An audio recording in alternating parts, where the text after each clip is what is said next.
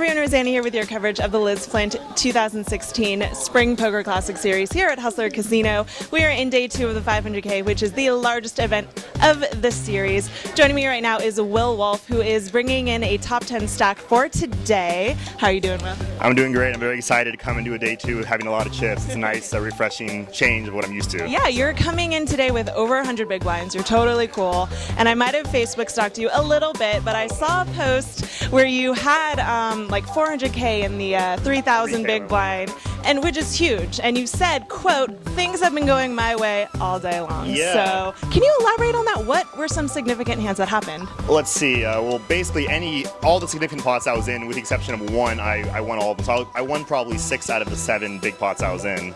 And I picked off one bluff off Jared Einson. He, let's see.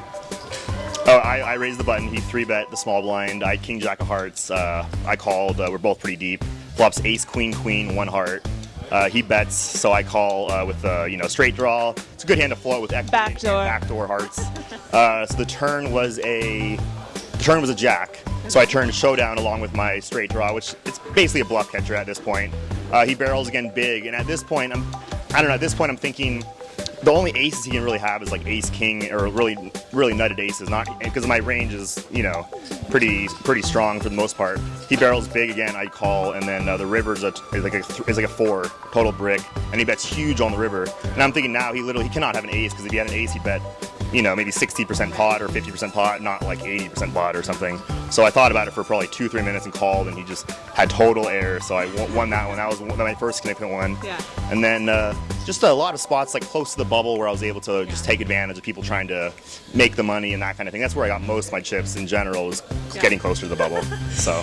Now, you had mentioned that this is like your first time making a day 2 with a pretty significant stack. Yeah. What do you think you're going to do today? Like, have you even thought about like what your plan's going to be, your strategy? Yeah, I plan to be relatively aggressive, to feel off the table, see who is willing to gamble and who's trying to jump a few pay jumps. So I'm gonna play maybe a little tight the first orbit or 2 to kind of feel everyone out.